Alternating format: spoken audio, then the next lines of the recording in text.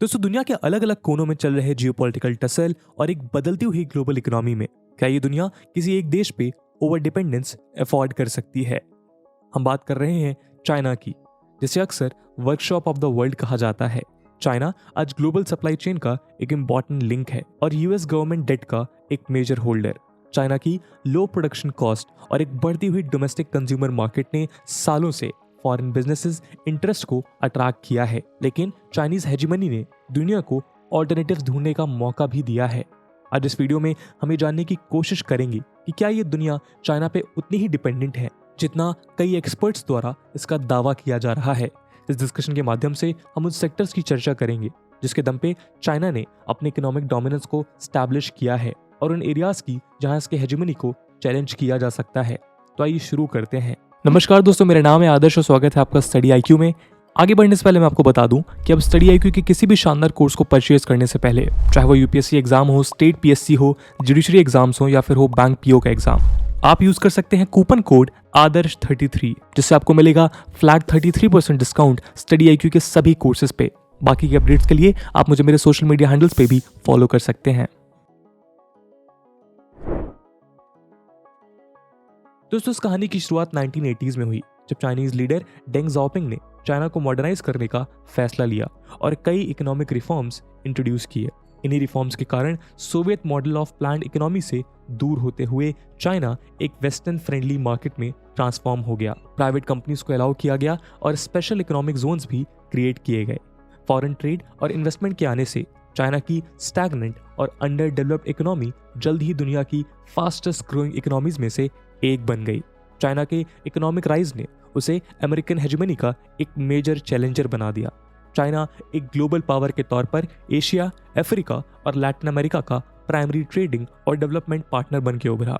दोस्तों, 2009 में वो दुनिया का लार्जेस्ट एक्सपोर्टर ऑफ गुड्स बना और 2013 में largest trading nation.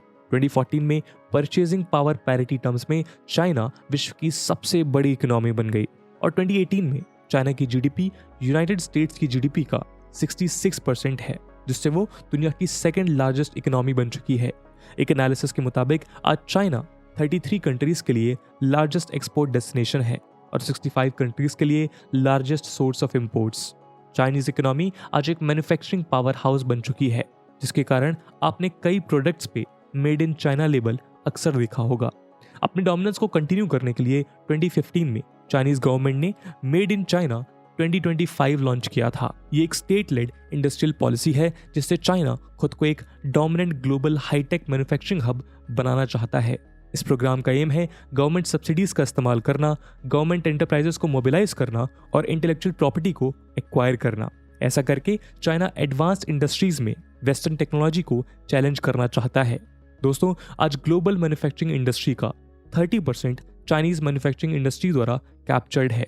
Harvard business school के professor Willy Shih US China supply chain issues के बारे में लिखते हुए कहते हैं कि पूरी दुनिया चाइना पे मैन्युफैक्चरिंग के लिए डिपेंडेंट है, चाहे वो मेडिकल सप्लाईज हो या इलेक्ट्रॉनिक्स, टेक्सटाइल, फर्नीचर या फिर खिलौने। चाइना से लगभग $500 ट्रिलियन के प्रोडक्ट्स इंपोर्ट होते हैं। दोस्तों, चाइना पे दुनिया की कितनी निर्भरता है ये कोविड-19 पैंडेमिक के चलते और भी साफ हो गया है। कोविड का चाइना पे बेस्ड सप्लाई चेन्स पे काफी बुरा असर पड़ा। आउटपुट्स गिरने के चलते इस सप्लाई शॉक ने कॉर्पोरेट रेवेन्यूज को इतना हर्ट किया कि रिसेशन यानी मंदी जैसी स्थिति पैदा हो गई। वैसे तो सप्लाई चेन्स को डाइवर्सिफाई करने की बात की जाती है, इसका मतलब है चाइना के अलावा दूसरे देशों के साथ सप्लाई चेन्स बनाना, लेकिन चाइनीज फैक्ट्रीज पे दूसरे देशों की डिपेंडेंस बढ़ती ही जा रही है। वर्ल्ड बैंक के चीफ डेविड मालपास ने हाल ही में कहा कि डाइवर्सिफिकेशन शायद सबके लिए फायदेमंद हो, लेकिन हकीकत से यह भी बहुत दूर है। बर्नस्टीन एनालिस्ट एस्टिमेट करते हैं कि पिछले साल वर्ल्ड एक्सपोर्ट में चाइना का शेयर 15.4% तक बढ़ गया, जो 2019 के प्री पैंडेमिक लेवल से 13.1% ज्यादा है। पिछले साल चाइना दुनिया का लार्जेस्ट एक्सपोर्टर रहा। चाइना ने $3.3 ट्रिलियन वैल्यू के गुड्स यूएस और बाकी मार्केट्स तक भेजे। इनफैक्ट 2021 में अमेरिका के साथ उसका ओवरऑल ट्रेड 20% से ज्यादा बढ़ा। कुछ ऐसा ही यूरोपियन यूनियन के साथ भी हुआ। ईयू के साथ चाइना का ट्रेड $828 बिलियन रहा। 2019 में ताइवान के ओवरसीज इन्वेस्टमेंट का 38% और जापान का 10% चाइना को गया। दोस्तों, इन सब के अलावा बॉर्डर और अन्य डिस्प्यूट्स के बावजूद भी इंडिया और चाइना का ट्रेड स्टेडली बढ़ता जा रहा है। डिपार्टमेंट ऑफ कॉमर्स के डेटा के मुताबिक चाइना और इंडिया का टू डे ट्रेड 2021 में $114 बिलियन से ज्यादा था। इंडिया फिलहाल दो तरीकों से चाइना पर डिपेंडेंट है। चाइना इंडियन इंपोर्ट्स का लार्जेस्ट सोर्स है और उसके एक्सपोर्ट्स का थर्ड लार्जेस्ट डेस्टिनेशन। चाइना आज अफ्रीका का भी लार्जेस्ट ट्रेडिंग पार्टनर है। चाइना के मिनिस्ट्री ऑफ कॉमर्स के मुताबिक चाइना और अफ्रीका का टू वे ट्रेड 2018 में $204 बिलियन था। मिडिल ईस्ट में भी चाइना फॉरेन इन्वेस्टमेंट्स का सबसे बड़ा सोर्स बन चुका है। भले ही सीरिया में रशिया एक डोमिनेंट पावर हो, लेकिन चाइनीज कंपनीज ने वॉर अफेक्टेड इन नेशन में अपने फाइनेंशियल रिसोर्सेज की बदौलत पोर्ट्स, रोड्स और रेलवे ट्रैक्स बनाने का काम किया है। चाइना ने 21 अरब देशों को अपने बेल्ट एंड रोड इनिशिएटिव या BRI में शामिल किया है। आपको बताते चले कि BRI एक मल्टी ट्रिलियन डॉलर प्रोजेक्ट है जो पूरे सिल्क रूट को रिवाइव करके चाइना को यूरोप और अफ्रीका के मार्केट के साथ जोड़ने का काम करेगा। 2020 में चाइना ने लगभग 17.7 ट्रिलियन युआन का सामान BRI देशों को एक्सपोर्ट किया। आइए अब उन मेजर सेक्टर्स पर नजर डालते हैं जो चाइनीज एक्सपोर्ट के मेजर प्लेयर्स हैं। दोस्तों, सर्विसेज, एग्रीकल्चर, मैन्युफैक्चरिंग और टेक्नोलॉजी जैसे अनेक सेक्टर्स ने इस चाइनीज ग्रोथ को बढ़ावा दिया है।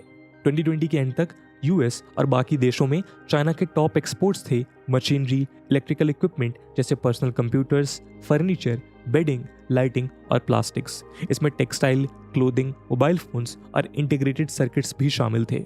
उसी साल चाइना ने सबसे ज्यादा पर्सनल प्रोटेक्टिव इक्विपमेंट एक्सपोर्ट किए, जिनमें 224 बिलियन रेस्पिरेटरी मास्क थे और 2.31 बिलियन प्रोटेक्टिव सूट्स। यदि सर्विसेज की बात करें तो 2020 में चाइना ने अमेरिका को लगभग $281 बिलियन के सर्विसेज एक्सपोर्ट किए, जिसमें से कमर्शियल सर्विसेज की वैल्यू $278 बिलियन थी। ट्रैवल और ट्रांसपोर्टेशन सर्विसेज उस साल चाइना द्वारा एक्सपोर्टेड कमर्शियल सर्विस कैटेगरीज में सबसे आगे थे। चाइना एक मेजर ऑटोमोबाइल मैन्युफैक्चरिंग इंडस्ट्री है और दुनिया का लार्जेस्ट कार मैन्युफैक्चरर भी है। सितंबर 2021 तक चाइना ने 12.8 मिलियन से ज्यादा व्हीकल्स प्रोड्यूस किए, जो US, जापान और जर्मनी के प्रोडक्शन से काफी ज्यादा था। चाइना ने और R&D यानी रिसर्च एंड डेवलपमेंट में भी काफी प्रोग्रेस की है। डिजिटल इकोनॉमी और आर्टिफिशियल इंटेलिजेंस टेक्नोलॉजीज में चाइना आज एक इंपॉर्टेंट प्लेयर है। चाइनीज डोमिनेंस को हम इस आंकड़े से समझ सकते हैं कि अमेरिकन इंफॉर्मेशन टेक्नोलॉजी सेक्टर का 14% रेवेन्यू केवल चाइनीज मार्केट से आता है।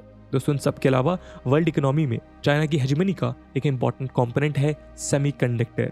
चाइना ने समय के साथ अपने चिप मैन्युफैक्चरिंग सेक्टर को काफी एडवांस किया है। वो दुनिया का 36% इलेक्ट्रॉनिक्स मैन्युफैक्चर करता है, जैसे smartphone, computer, cloud server and telecom infrastructure. और ऐसा उसके highly efficient global semiconductor supply chain की वजह से पॉसिबल हो पाया है। आपको जानकर हैरानी होगी कि 2020 में लगभग 15,000 चाइनीज फर्म्स अपने आप को सेमीकंडक्टर एंटरप्राइजेस के तौर पे रजिस्टर किया था। चाइनीज गवर्नमेंट की पॉलिसी सपोर्ट और US के साथ बिगड़ते ट्रेड रिलेशंस के चलते ये एस्टिमेट किया जा रहा है कि चाइना की सेमीकंडक्टर चिप सेल्स और भी बढ़ती नजर आएगी। एग्रीकल्चर भी एक इम्पॉर्टेंट सेक्टर है, जिसका शेयर उसके टोटल आउटपुट का 7.5% है। चाइना कई एग्रीकल्चर गुड्स प्रोड्यूस करता है, जैसे corn, rice, wheat, soy, cotton, peanuts and apples. 2020 के डेटा के हिसाब से वो peanut, rice and wheat production में आज ग्लोबली लीड कर रहा है। चाइनीज एग्री फूड कमोडिटीज का एक्सपोर्ट 2019 में $64.83 बिलियन था।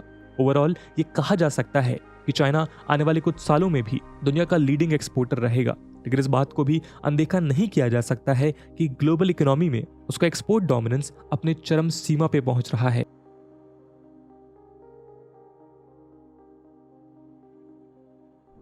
दोस्तों, चाइना के साथ ट्रेड डिस्प्यूट्स डेली हेडलाइंस बन चुके हैं। टेक्नोलॉजी फ्लो से रिलेटेड नए रूल्स बन रहे हैं, प्रोटेक्शनिज्म बढ़ रहा है और जियोपॉलिटिकल टेंशंस राइज कर रही हैं। इन सारे टसल्स के कारण आज कुछ कंट्रीज ये कोशिश कर रही हैं कि वो चाइना से हटके दूसरे ऑप्शंस को कंसीडर करें और अपने फॉरेन इन्वेस्टमेंट रूल्स को और भी ज़्यादा मजबूत बनाएं। इंडिया, जर्मनी और ऑस्ट्रेलिया जैसे देशों का ये मानना है कि ऐसा करने से वो एसेंशियल आइटम्स प्रोड्यूस करने के लिए अपनी डोमेस्टिक कैपेसिटीज बढ़ा सकते हैं। चाइना खुद भी फॉरेन डिमांड के बदले अपने डोमेस्टिक डिमांड पे रिलाई करना चाहता है। ऐसा इसलिए कि रिसेंट ईयर्स में चाइना के एक्सपोर्ट्स में एक गिरावट नजर आ रही है।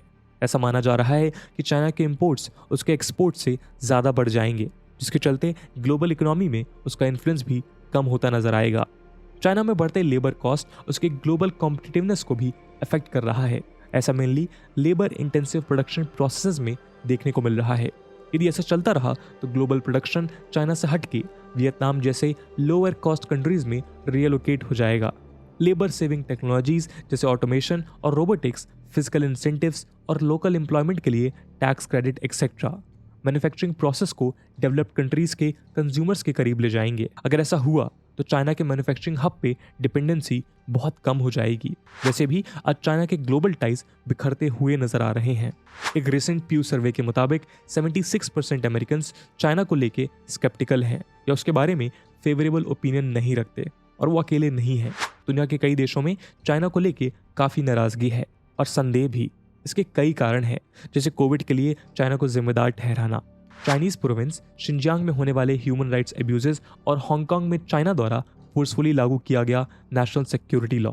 इस सब के चलते चाइना का राइज हमेशा काले बादलों से घिरा रहा है। अगर यूएस और उसके अलाइज के साथ चाइना के संबंध बिगड़ते रहे तो आइडियाज और इनोवेशंस का फ्लो इफेक्ट होगा, जिसके बलबूते पर चाइना आज वर्ल्ड मार्केट पे राज करता है।